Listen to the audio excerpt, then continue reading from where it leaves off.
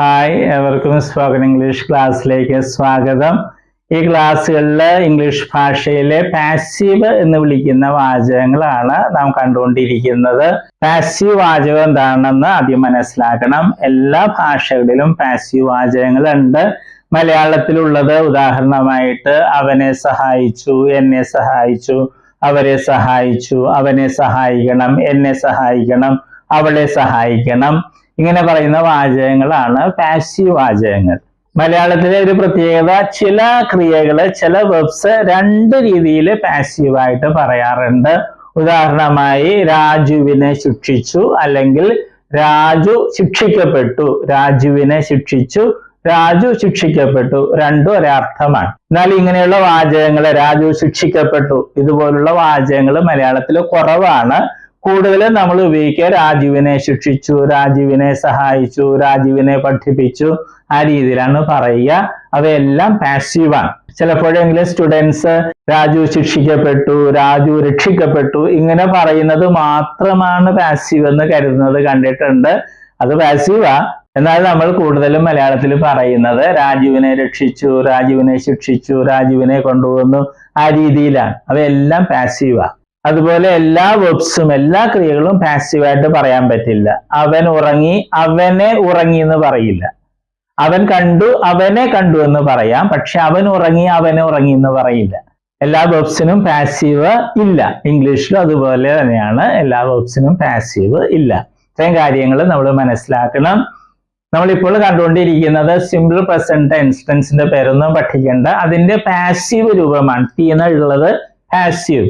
ഇത് നമ്മൾ നേരത്തെ പഠിച്ചിട്ടുണ്ട്. ഞാൻ എഴുതാറുണ്ട്, അവൻ എഴുതാറുണ്ട്, ഞങ്ങൾ എഴുതാറുണ്ട്, ഞങ്ങൾ പഠിപ്പിക്കാറുണ്ട്, ആ രീതിയിൽ പറയുന്ന വാചകങ്ങള് ഇതിന്റെ പാസീവ് ആണ് നമ്മൾ കാണുന്നത്. പാസീവ് ഉണ്ടാക്കുന്ന രീതി, സബ്ജക്റ്റ്, അതിൻ്റെ കൂടെ ഇംഗ്ലീഷിലെ ഏറ്റവും പ്രധാനപ്പെട്ട വെർബായ ബി എന്ന വെർബിന്റെ പ്രസന്റ് ഫോമിലുള്ള ആം അല്ലെങ്കിൽ ഈസ് അല്ലെങ്കിൽ ആർ, ഇത് മൂന്നും വിശദമായിട്ട് നമ്മൾ പഠിച്ചിട്ടുണ്ട്. അതിൽ ഏതെങ്കിലും ഒരെണ്ണം വയ്ക്കും. പിന്നെ നമ്മൾ ഉപയോഗിക്കുന്ന വെർബിന്റെ ഈ ഫോം, പാസ്റ്റ് പാർട്ടിസിപ്പിൾ ഫോം ഉപയോഗിക്കും. ആം എന്നുള്ളത് ഐക്ക് വേണ്ടി മാത്രമാണ്. ഈസ് സിംഗുലറിന് വേണ്ടിയാണ്. ഈസിന്റെ ആണ് നമ്മൾ കണ്ടുകൊണ്ടിരിക്കുന്നത്. മൂന്ന് വാചകങ്ങൾ കണ്ടു കഴിഞ്ഞു. ഹി ഈസ് ചോസൺ, അവനെ തിരഞ്ഞെടുക്കാറുണ്ട്. ചോദ്യം, ഈസ് ഹി ചോസൺ, അവനെ തിരഞ്ഞെടുക്കാറുണ്ടോ? മൂന്നാമതായി നെഗറ്റീവ്, അവനെ തിരഞ്ഞെടുക്കാറില്ല. He isn't chosen. ഇന്ന് കാണുന്നത് നെഗറ്റീവ് ചോദ്യം. ഈസിന്റെ മുമ്പിലിട്ടാല് നെഗറ്റീവ് ചോദ്യമായി. Isn't he chosen, isn't he chosen, അവനെ തിരഞ്ഞെടുക്കാറില്ലേ? ഈ വാചകമാണ് ഇന്ന് നമ്മൾ കാണുന്നത്. നമുക്ക് നോക്കാം. ഈസ് ഇൻ ഹി ചോസൺ, അവനെ തിരഞ്ഞെടുക്കാറില്ലേ. നേരത്തെ പഠിച്ചത് does in he choose, does in he choose, അവൻ തിരഞ്ഞെടുക്കാറില്ലേ, അവൻ തിരഞ്ഞെടുക്കാറില്ലേ. ഇത് അവനെ തിരഞ്ഞെടുക്കാറില്ലേ. ഈസ് ഇൻ ഹി സെൻഡ്, അവനെ അയക്കാറില്ലേ. പഴയത് doesn't he send, does in he send, അവൻ അയക്കാറില്ലേ. ഈസ് ഇൻ ഹി ടോട്ട്, അവനെ പഠിപ്പിക്കാറില്ലേ. പഴയത് doesn't he teach, does in he teach, അവൻ പഠിപ്പിക്കാറില്ലേ. ഈസ് ഇൻ ഹി ഹെൽപ്, അവനെ സഹായിക്കാറില്ലേ. പഴയത് doesn't he help, does in he help, അവൻ സഹായിക്കാറില്ലേ. Is in he told, ഇത് പ്രത്യേകം ശ്രദ്ധിക്കണം, അവനോട് പറയാറില്ലേ. ഈസ് ഇൻ ഹി ടോൾഡ്, അവനോട് പറയാറില്ലേ. പഴയത് doesn't he tell, does in he tell, ഈ ഫോമാ. അവൻ പറയാറില്ലേ. ഇവിടെ ഈസ് ഇൻ ഹി ടോൾഡ്, അവനോട് പറയാറില്ലേ. ടോൾഡ് ഈ ഫോമാണ്. ഈസ് ഇൻ ഹി ആസ്ക്ഡ്, ഇത് ശ്രദ്ധിക്കണം. ഈസ് ഇൻ ഹി ആസ്ക്ഡ്, അവനോട് ചോദിക്കാറില്ലേ. പഴയത് doesn't he ask, doesn't he ask, അവൻ ചോദിക്കാറില്ലേ. ഈ വാചകം നമുക്ക് നോക്കാം. Isn't he told to study well, isn't he told, അവനോട് പറയാറില്ലേ. എന്ത്? ടു സ്റ്റഡി വെൽ, നന്നായി പഠിക്കുവാൻ. ടു സ്റ്റഡി, ഇതെല്ലാം നമ്മൾ പഠിച്ചിട്ടുള്ളതാണ്. Isn't he told to study well. Isn't he told to pray well, നന്നായിട്ട് പ്രാർത്ഥിക്കുവാൻ അവനോട് പറയാറില്ലേ. Isn't he told to do his homework, അവന്റെ ഹോംവർക്ക് ചെയ്യാൻ അവനോട് പറയാറില്ലേ. ഈ രീതിയിലും വാചകങ്ങൾ പ്രാക്ടീസ് ചെയ്യണം. അടുത്തത് ഷീ വെച്ച്, ഷീ സിംഗുലർ ആണ്, അതുകൊണ്ടാണ് ഈസ് ഇൻ വയ്ക്കുക. Is in she chosen, is in she chosen, അവളെ തിരഞ്ഞെടുക്കാറില്ലേ. പഴയത് does in she choose, does in she choose, അവൾ തിരഞ്ഞെടുക്കാറില്ലേ. ഇത് ഈസ് ഇൻ ഷീ ചോസൺ, അവളെ തിരഞ്ഞെടുക്കാറില്ലേ. വ്യത്യാസം നമ്മൾ ശ്രദ്ധിക്കണം. ഒരുമിച്ച് പ്രാക്ടീസ് ചെയ്യുക, പഴയതും ഇപ്പൊ പഠിച്ചതും. Isn't she sent, അവളെ അയക്കാറില്ലേ. ആ രീതിയിൽ പ്രാക്ടീസ് ചെയ്യുക. അടുത്തത് ഇറ്റ്, അത് ഇത് അർത്ഥമാണ്. Isn't it chosen, അത് തിരഞ്ഞെടുക്കാറില്ലേ. നമ്മൾ ജീവനില്ലാതാണെങ്കിൽ അതെന്ന് പറയും, ജീവനുള്ളതിനാണെങ്കിൽ അതിനെ എന്ന് പറയും. ഓക്കെ. Isn't it sent, അത് അയക്കാറില്ലേ. ജീവനുള്ളതാണെങ്കിൽ അതിനെ അയക്കാറില്ലേ. ആ രീതിയിൽ നമ്മൾ ചോദിക്കുക. ഇറ്റ് എന്നുള്ളത് പുസ്തകമാകാം, മരമാകാം, വീടാകാം, ആനയാകാം, പൂച്ചയാകാം, ഏതുമാകാം. അത് നമ്മൾ വാചകത്തിൽ നിന്ന് മനസ്സിലാകും. ഇതുപോലെ പ്രാക്ടീസ് ചെയ്യുക. ഇറ്റ് വയ്ക്കുമ്പോൾ ചിലപ്പോൾ വാചകത്തിന് അർത്ഥമില്ലാതായിട്ട് തോന്നുകയാണെങ്കിൽ അത് വിട്ടേക്കുക. Isn't it brought, അത് കൊണ്ടുവരാറില്ലേ. ആ രീതിയിലുള്ള വാചകങ്ങളായിരിക്കും കുറെ കൂടി ഇറ്റിന് നല്ലത്. അത് നിങ്ങൾ പ്രാക്ടീസ് ചെയ്യണേ. ഈ ക്ലാസ്സിൽ നമ്മൾ കണ്ടത് നാലാമത്തെ അവസാനത്തെയും വാചകമാണ്. ഈ ടെൻസ് അതിന്റെ പേരൊന്നും പഠിക്കണം. അതിന്റെ പാസീവില് സിംഗുലർ ആയിട്ടുള്ള വാചകങ്ങളാണ് നമ്മൾ കണ്ടത്. 4 വാചകങ്ങൾ. ഹീസ് ചോസൺ, അവനെ തിരഞ്ഞെടുക്കാറുണ്ട്. ക്വസ്റ്റ്യൻ, ഈസ് ഹി ചോസൺ, അവനെ തിരഞ്ഞെടുക്കാറുണ്ടോ. നെഗറ്റീവ്, ഹീസ് ഇൻ ചോസൺ, അവനെ തിരഞ്ഞെടുക്കാറില്ല. നെഗറ്റീവ് ക്വസ്റ്റ്യൻ, അവനെ തിരഞ്ഞെടുക്കാറില്ലേ. Isn't he chosen. Okay. നിങ്ങൾ പ്രാക്ടീസ് ചെയ്യണം. പ്രാക്ടീസ് ചെയ്യാതെ ഇതൊന്നും പഠിക്കാൻ പോകുന്നില്ല. രണ്ടുപേരും ഒരുമിച്ചിരുന്ന് പ്രാക്ടീസ് ചെയ്താൽ തിരുത്താൻ പറ്റും, ബോറടിക്കുകയില്ല. ഇനി വെബ്സിന്റെ ലിസ്റ്റ് ഉണ്ട്. എല്ലാ ദിവസവും കുറച്ച് വെബ്സ് പഠിക്കണം. അതുപോലെ വേറെയും വെബ്സ് പഠിക്കണം. പുതിയ ഇംഗ്ലീഷ് വാക്കുകൾ, അർത്ഥം, ഉച്ചാരണമൊക്കെ പഠിക്കുക. പിന്നെയുള്ളത് സിമ്പിൾ ഇംഗ്ലീഷിലുള്ള കഥകളൊക്കെ വായിച്ചു നോക്കുക, മനസ്സിലാകുന്നുണ്ട് നോക്കുക. അങ്ങനെ പ്രാക്ടീസ് ചെയ്ത് ഒത്തിരി വാക്കുകളൊക്കെ പഠിക്കുകയാണെങ്കിൽ ഭംഗിയായിട്ട് ഇംഗ്ലീഷ് പറയാൻ പറ്റും. ഓക്കെ. നമ്മൾ വെർബുകളാണ് കാണുന്നത്. വെർബ്സ് എന്ന് പറയുന്നത് ക്രിയകള് അല്ലെ, വരിക, പോവുക എന്നൊക്കെ പറയുന്നതാണ് വെർബ് അല്ലെ ക്രിയകള്. അപ്പൊ വെർബിന് അല്ലെ ക്രിയക്ക് ധാരാളം രൂപങ്ങളുണ്ട്. ഉദാഹരണമായിട്ട് മലയാളത്തിൽ എഴുതുക എന്ന ക്രിയ അല്ലെങ്കിൽ വെർബ് എടുക്കുക. അങ്ങനെ ഒത്തിരി രൂപങ്ങൾ. എഴുതുക, എഴുതും, എഴുതുകയാണ്, എഴുതിയിട്ടുണ്ടായിരുന്നു, എഴുതുവാൻ, എഴുതുമായിരുന്നു, എഴുതണമായിരുന്നു. അങ്ങനെയൊക്കെ ധാരാളം രൂപങ്ങൾ മലയാളത്തിലുണ്ട്. അതുപോലെ ഇംഗ്ലീഷിലുണ്ട് ധാരാളം ഫോംസ്, രൂപങ്ങളുണ്ട്. അതിൽ 4 എണ്ണമാണ് ഇംഗ്ലീഷിലെ ഏറ്റവും പ്രധാനപ്പെട്ട രൂപങ്ങൾ. അതേതൊക്കെയാണ്? ഫോം എന്ന് വെച്ചാൽ രൂപം. Base form, present form, past form, past participle form. ഈ 4 രൂപങ്ങളാണ് ഏറ്റവും പ്രധാനപ്പെട്ടത്. കാരണം ഇംഗ്ലീഷില് എല്ലാ ടെൻസ് എന്ന് പറയുന്നത് അത് മറ്റൊക്കെ ഉണ്ടാക്കുന്നത് ഈ 4 എണ്ണത്തില് ഏതെങ്കിലുമൊക്കെ ഉപയോഗിച്ചാണ് ടെൻസും മറ്റും ഉണ്ടാക്കുന്നത്. അപ്പൊ ഈ 4 എണ്ണം അറിഞ്ഞിരിക്കണം, എങ്കിലേ ഇംഗ്ലീഷ് സംസാരിക്കാനും എഴുതാനൊക്കെ സാധിക്കുകയുള്ളൂ. ഉദാഹരണമായിട്ട് നമ്മൾ ബേസ് ഫോം അല്ലെ, ഉദാഹരണമായിട്ട് റൈറ്റ് എന്ന വെർബ് എടുക്കുന്നു. അതിന്റെ അർത്ഥം എന്താണ്? എഴുതുക. പ്രസന്റ് ഫോമില് റൈറ്റ് ഉണ്ട്, റൈറ്റ്സും ഉണ്ട്. ഇത് പ്ലൂറൽ ആണ്, ഇത് സിംഗുലർ ആണ്. ഇതിന്റെ അർത്ഥം എന്താണ്? എഴുതാറുണ്ട് അല്ലെങ്കിൽ എഴുതുന്നു. ഇത് രണ്ടുപേരെ അർത്ഥം മലയാളത്തില്. പല കുട്ടികളും പ്രസന്റ് ഫോമിൽ ചോദിക്കുമ്പോൾ അവര് എഴുതുക എന്ന് പറയും. അത് തെറ്റാണ്. ഈ പ്രസന്റ് ഫോമില് റൈറ്റിന്റെ അർത്ഥം എഴുതാറുണ്ട് എന്നുള്ളതാണ്. എഴുതുക എന്നുള്ളത് ബേസ് ഫോമാണ്.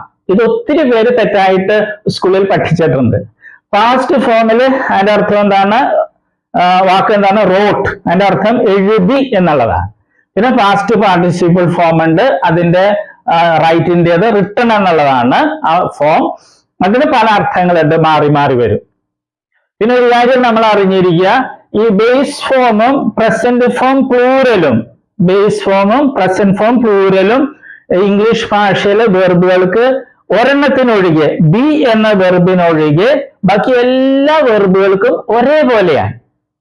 സ്പെല്ലിങ്ങും ഉച്ചാരണമൊക്കെ ഒരേപോലെ തന്നെയാണ്. ഏത്? ബേസ് ഫോമും പ്രസന്റ് ഫോം പ്ലൂറലും.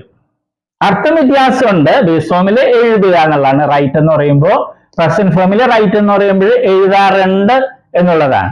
ഇംഗ്ലീഷ് ഭാഷയിൽ 1,70,70,000-ലധികം വെർബുകൾ, ക്രിയകളുണ്ട്. അപ്പൊ അതില് ഈ വെർബ് ഒഴിച്ച്, ബി എന്നൊരു വെർബ് ഉണ്ട് ഇംഗ്ലീഷില്, അത് ഒഴിച്ച് ബാക്കി എല്ലാ വെർബുകളിലെയും ബേസ് ഫോമും പ്രസന്റ് ഫോം പ്ലൂറലും ഒരേപോലെ, ഒരേ സ്പെല്ലിംഗ്, ഒരേ ഉച്ചാരണം. ഓക്കെ. അതുകൊണ്ട് നമ്മൾ ഇത് പ്രത്യേകിച്ച് പഠിക്കില്ല. നമ്മൾ ഇത് 3ആണ് പഠിക്കുന്നത്. അത് നമ്മൾ സ്കൂളിൽ പഠിച്ചിട്ടുണ്ട് അല്ലെ. Come, came, come, go, went, gone, അത് തന്നെ സാധനം. പിന്നെ നേരെ ഒരു കാര്യവും കൂടി, ഇംഗ്ലീഷിൽ നേരത്തെ പറഞ്ഞു 1,70,70,000 വെർബ്സ് ഉണ്ട്. അതിൽ ഭൂരിഭാഗം വെർബുകളുടെയും ഈ പാസ്റ്റ് ഫോമും പാസ്റ്റ് പാർട്ടിസിപ്പിൾ ഫോമും ഉണ്ടാക്കുന്നത് ഈ പ്രസന്റ് ഫോമിന്റെ കൂടെ ഡി അല്ലെങ്കിൽ ഇ ഡി എന്ന് കൂട്ടിച്ചേർത്താണ്. ഒരിക്കൽ കൂടി പറയട്ടെ, ഇംഗ്ലീഷ് ഭാഷയിലെ ഒട്ടുമിക്ക വെർബുകളുടെയും പാസ്റ്റ് ഫോമും പാസ്റ്റ് പാർട്ടിസിപ്പിൾ ഫോമും ഉണ്ടാക്കുന്നത് ഡി അല്ലെങ്കിൽ ഇ ഡി എന്ന് പ്രസന്റ് ഫോമിന്റെ ഈ പ്ലൂറലിനോടുകൂടെ കൂട്ടിച്ചേർത്താണ്. അല്ലാതെ കുറെ വേർബ്സ് ഉണ്ട്. അപ്പൊ പക്ഷെ അതാണ് നമുക്ക് ഒത്തിരി ഉപയോഗിക്കുന്നത്. അതിലൊരു ഒരെണ്ണമാണ് ഇത്, റൈറ്റ്, റോട്ട്, റിട്ടൺ. ഇത് മൂന്ന് രീതിയാണ്. റൈറ്റ് ഇത് വേറെ രീതി, റോട്ട് ഇത് റിട്ടൺ. ഓക്കെ, അപ്പൊ നമ്മളിത് മൂന്നും പഠിക്കുള്ളൂ. നേരത്തെ പറഞ്ഞതുപോലെ ഇത് പ്രത്യേകിച്ച് പഠിക്കേണ്ട കാര്യമില്ല, ബേസ് അർത്ഥം അറിഞ്ഞിരുന്നാൽ മതി. ഓക്കെ, ഇപ്പൊ കമ്മിന്റെ അർത്ഥം എന്ന് പറഞ്ഞാൽ വരിക. ബേസ് ഫോമിൽ കം എന്ന് പറഞ്ഞാൽ വരിക എന്നായിരിക്കും. പ്രസന്റ് ഫോമിൽ വരാറുണ്ട് എന്നായിരിക്കും അർത്ഥം. ഉച്ചാരണവും സ്പെല്ലിങ്ങും ഒന്ന് തന്നെ ആയിരിക്കും. അപ്പൊ നമ്മളിത് മൂന്ന് സ്കൂളിൽ നമ്മൾ പഠിച്ചിട്ടുണ്ട്. അത് ശരിയായിട്ടൊന്ന് മനസ്സിലാക്കണമെന്നേ ഉള്ളൂ. നമ്മളൊരു 16 ലിസ്റ്റ് വെർബുകൾ ഉണ്ടാക്കിയിട്ടുണ്ട്. ഏറ്റവും കൂടുതൽ ഉപയോഗിക്കുന്ന വെർബ്സ് ആണ് ഡി, ഇടിയും ചേർത്തതും ഉണ്ട്. പിന്നെ ഈ പ്രത്യേകതയുള്ള വെർബ്സും ഉണ്ട്. അത് നമ്മൾ പഠിക്കണം. നമ്മൾ വെർബിന്റെ ആദ്യത്തെ ലിസ്റ്റ് എടുക്കുകയാണ്. അതിൽ ആദ്യത്തെ 15 വെർബ്സ് നോക്കുക. അതില് present form, past form, past participle form, ആ വെർബ്സ് മൂന്നും ഒരേപോലെ ഇരിക്കുകയാണ് അല്ലേ. നമ്മള് ബേസ് ഫോം പ്രത്യേകിച്ച് പഠിക്കില്ല, കാരണം നേരത്തെ കണ്ടതുപോലെ ബേസ് ഫോമും പ്രസന്റ് ഫോം പ്ലൂറലും ഒരേപോലെ ഇരിക്കും എല്ലാ വെർബ്സിന്റെയും. അപ്പൊ ഉദാഹരണമായിട്ട് കട്ട്, അതിന് പ്രസന്റ് ഫോമില് സിംഗുലർ ഉണ്ട്, കട്ട്സ് ഉണ്ട്. അതിന്റെ അർത്ഥം എന്താണ്? മുറിക്കാറുണ്ട് അല്ലെങ്കിൽ മുറിക്കുന്നു. പാസ്റ്റ് ഫോമും കട്ട് തന്നെയെന്നാണ്, പക്ഷെ അർത്ഥം വ്യത്യാസമുണ്ട്, മുറിച്ചു. പിന്നെ പാസ്റ്റ് പാർട്ടിസിപ്പിൾ ഫോം ആണ്, അത് കട്ട്, അർത്ഥം മാറി മാറി വരും. അപ്പൊ ഞാനിനി 3 ഫോംസേ വായിക്കുള്ളൂ. Present, past, past participle. Put, put, put. ഞാൻ പ്രസന്റ് ഫോം സിംഗുലർ വായിക്കുന്നില്ല. ഓക്കെ, അത് നമ്മൾ മനസ്സിലാക്കിയിരുന്നാൽ മതി. പുട്സ് എന്ന് പറയുന്നത് സിംഗുലർ ആണ്, അർത്ഥം ഒന്ന് തന്നെ, ഇടാറുണ്ട് അല്ലെങ്കിൽ ഇടുന്നു. എല്ലാത്തിലും അതുപോലെ തന്നെ വായിക്കണേ. Shut, shut, shut. Let, let, let. Quit, quit, quit. bet, bet, bet. hit, hit, hit. split, split, split. set, set, set. herd, herd, herd. spread, spread, spread. host, host, host.